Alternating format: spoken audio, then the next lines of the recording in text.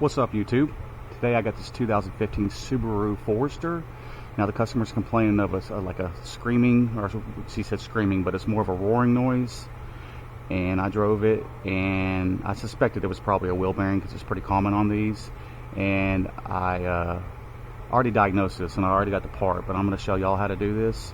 It's a pretty common problem on a lot of Subarus, but thankfully the newer models from like 14 and up, they're bolt-on bearings, because the older models were pressed and they were a nightmare. But this one's pretty easy, so I'm going to show you how to do this on video.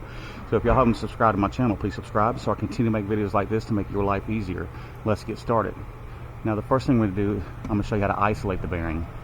Now generally some mechanics use a mechanic's stethoscope, which I'm going to use for the purpose because y'all might not have a trained ear. I've been doing this for a long time and I already knew what side it was. Now what I do is I usually put my hand on the suspension part that's close to the bearing, and I'll spin it with the wheel still on the car. And if it feels really rough on one side and smooth on the other, it's that side. But you can also take a stethoscope, you can put it in your ear, and you can spin it, and you can put it somewhere on the back of the car near close to the bearing. You can spin it to the other side, and whatever side sounds louder is the side that it needs the bearing. Let's go ahead and take that off for now, and let's get started. Now the first thing you want to do is take your wheel off, obviously. 19 millimeter.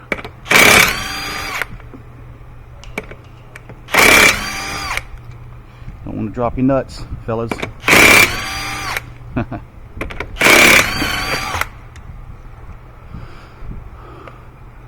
And we're going to go ahead and pick that nut up. That way it doesn't get kicked across the shop somewhere, because that seems to always happen when you leave them on the floor.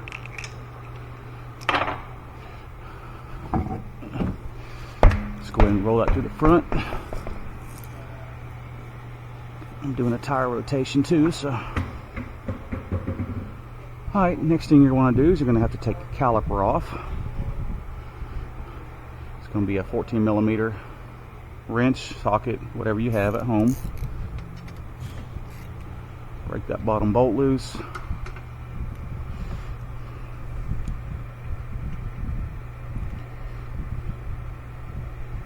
You know what, I'm actually going to show you an easier way to do this, because on this one there's room. Sometimes you don't have enough room to get to these back bracket bolts with the caliper on, but I think I can get to these and just take the whole caliper off in one piece.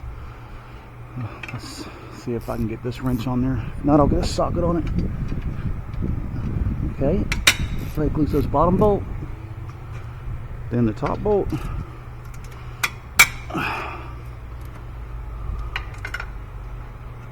Alright, I'm going to take my ratchet here.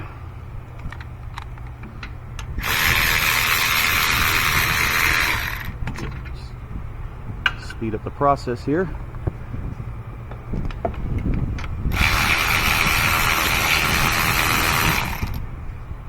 If y'all watch my videos, you know I work quick.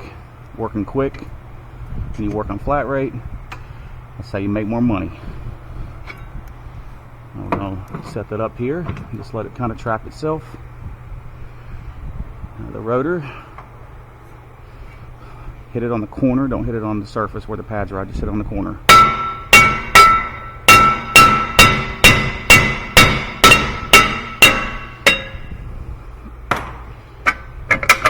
You ain't gonna hurt it, I promise.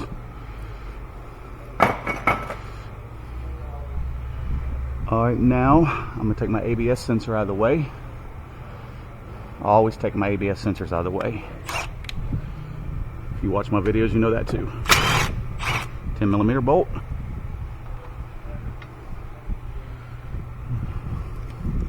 Just swivel back and forth.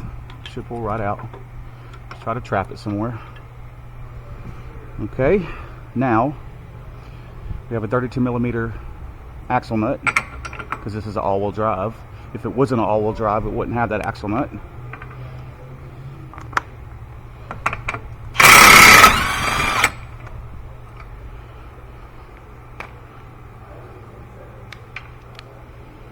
Alright, push your axle through, If it don't push through, get you a center punch and hit it with a hammer. Don't hit it on the end. You'll smash that and you won't be able to get the nut back on. But this one pushed right out. So it's making my life easier already. Thank God. Now I'm going to go up a little higher. We're going to be working from the back.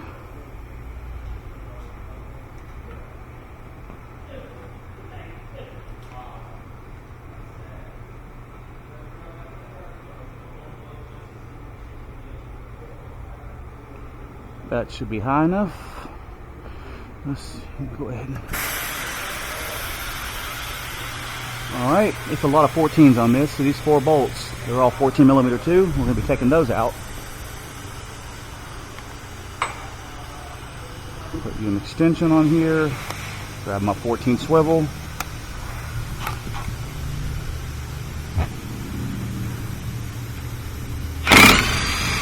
Counterclockwise.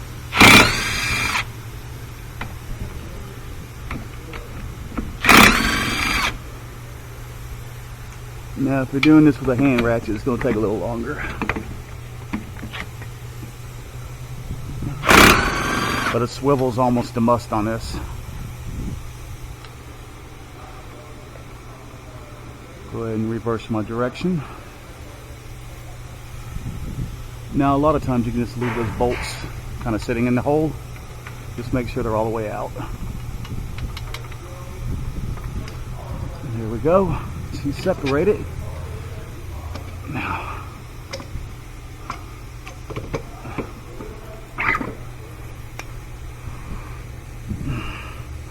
yeah, sometimes they just get rusty and they don't come right out, so just hit it a couple times, however many times you need to. Hit it again. It's a little bit wedged in there. There we go. We're out. Yeah, that's rough. Already got my new bearing. It's a Moog. I suggest getting a good part. Moog is a good part. They last a lot longer. If you get a cheap white box bearing, you'll be replacing it again in probably a year. Now these only clock one way, maybe 2 ways. Just slide it in there, line it up. Now do not put your bolts back in yet.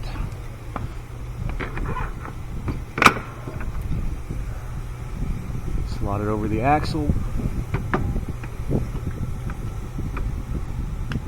Push your axle through. Line the holes up on the bearing with the backing plate.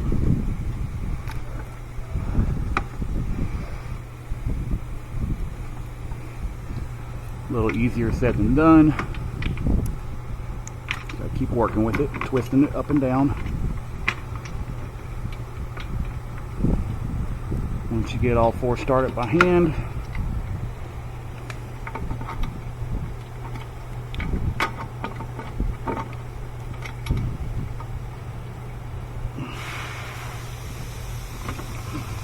make sure they're started by hand. Alright. Now, I guess I can go ahead and just stick my axle nut on there. I'll tighten that down in a second, just to hold everything from pulling apart. Now, reverse procedure.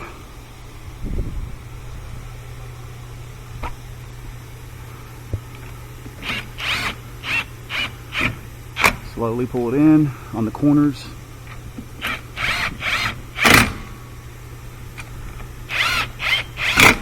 Going side to side so it comes in even. And you can start locking them down tighter. Just nice and snug.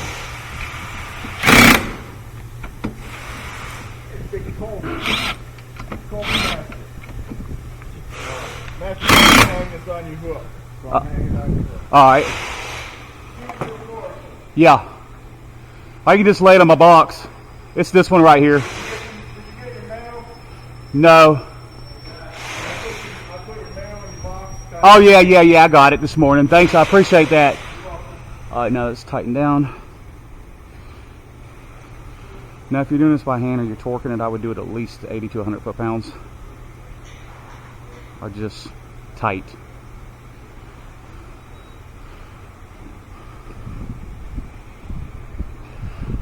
Alright. I'm gonna go ahead and lock that axle nut down.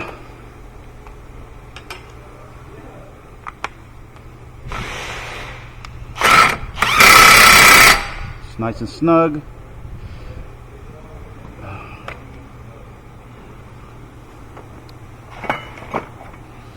Now take you like a flat chisel or something equivalent. This pry bar works because it's just striking pry bars. Got an end you can hammer. Crimp that nut down, because if it does decide to get loose, that'll keep it from backing off.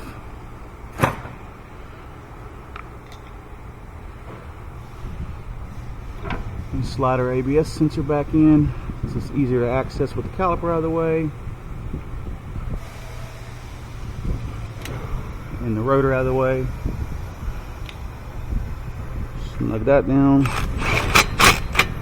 Just a little tight, not too tight. You'll break it, it's plastic. Alright. Go ahead and dump your brake dust out while you got it off, because the e-brakes are behind this. It acts like a little mini drum. Slide your rotor back over.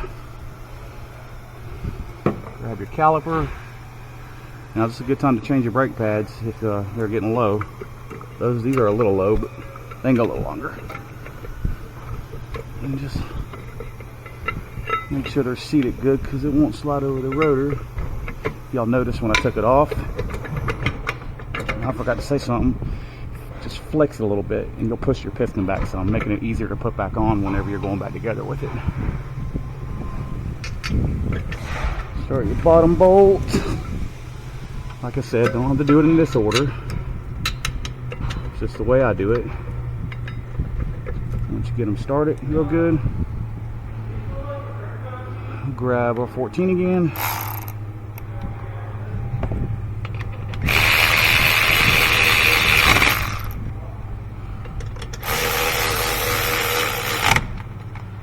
Alright, let's grab my wrench and give them one final little snug. Just like that. And just like that, fellas. Now, because I pushed that piston back some, you're going to want to push the brake pedal when you get in the car before you drive it to reset that piston, because the brake pedal will be a little spongy if not. Anyways, I think we're done here. Just put your wheel back on, torque your wheel, test drive it, make sure the noise is gone. If y'all haven't subscribed to my channel, please subscribe so I can continue to make videos like this to make your life easier. Until then, have a good day. Peace out, YouTube.